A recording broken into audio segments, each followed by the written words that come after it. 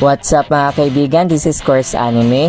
At huwag niyo sanang kalimutan na mag-like at mag-subscribe sa ating channel para lagi kang updated sa mga Tagalog anime review natin. Ito na ang Chapter 76 manga review ng Fairy Tail The 100 Years Quest. Sa pagpapatuloy ng harapan ng dalawang tigre at nitong si Gray, ay patuloy nga pa rin inuutos ni Windy na talunin nga itong ating bida. Nag-iisip naman si Gray kung ano nga ba ang gagawin niya kung sa gayon ay hindi nga iipekto ang kanyang mahika. Habang papalapit na nga itong mga tigre ay ika pa ni Gray na wala na nga siyang pagpipilian at kailangan na nga niyang gawin kahit na ayaw niyang saktan itong mga hayop. Kaya naman susubukan niya nga itong suntukin kahit nalabag sa kanyang kalooban. Habang nanonood nga itong mga Moonlit Beauty Gods ay nababahala na naman si Yuko na baka matalo na naman ang kanyang mahika. At naandyan na nga itong dalawang higanting tigre na sila Happy at Carla ay bigla naman naisip ni Gray ang dalawa base sa kanilang pusang anyo. At parang hindi niya nga ito kayang suntukin habang kunwaring umiiyak din itong si Windy at nagmamakaawa kay Gray na wag nga itong saktan. Subalit isang mabigat at matinding sipa naman ang binigay ni Natsu nang bigla nga itong dumating at nagulat naman si Gray. Sigaw nga ni Gray na sila Carla at Happy nga itong dalawang tigre. Pero huli na nga ang lahat at tuluyan na nga itong napatulog. Nabigla naman si Gray na makita niya rin itong si Aquarius, ngunit ika niya naman na mamaya na nga silang magpaliwanag sa mga nangyayari. Bigla naman sinakal ni Aquarius itong si Windy na isang bakinero at pinainom niya nga itong kanyang tubig. Gulat na gulat naman sila Natsu at Gray sa ginawa ni Aquarius habang galit nga ito at sinabing manood nga lamang itong dalawang lalaki.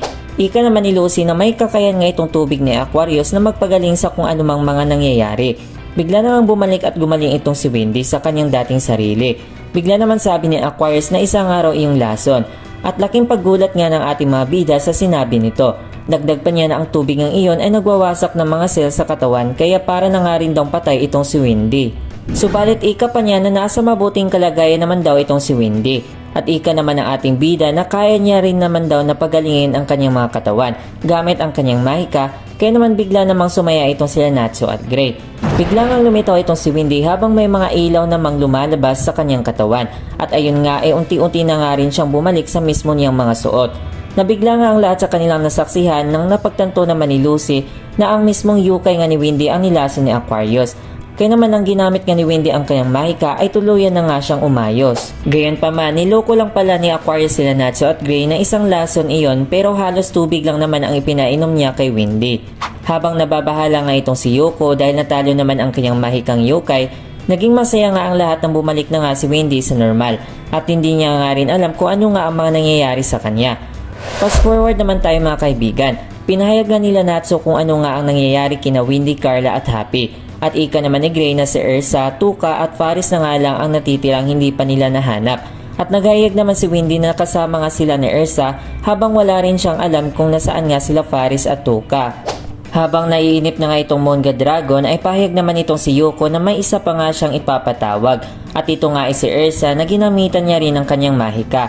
Bigla naman nakaramdam ang ating mga bida ng mabigat at ibang presensya sa loob ng kuweba. At biglang lumabas at nagpakita itong isang malaking gagamba na si Ersa at isa nga itong yukay na tinatawag na Jorogumo. Nabigla naman sila sa kanilang nakita at parang nababahala nga si Lucy dahil sa lakas nga raw ni Ersa. Bigla naman humarap itong si Windy sa kanyang mga kasama at sabing siya na nga raw ang bahala nitong gagambang si Ersa. At katulad nga ng ginawa niya sa kanyang sarili kanina ay nagpalabas nga siya ng isang rays na mahika upang ibalik sa dati itong si Ersa sa normal na kondisyon. At ayun nga ay agad namang natulungan nila si Ersa na bumalik nga sa dati nitong kalagayan. Kaya naman walang tigil na kasiyahan ang nararamdaman ng mga Fairy Tail Wizards natin.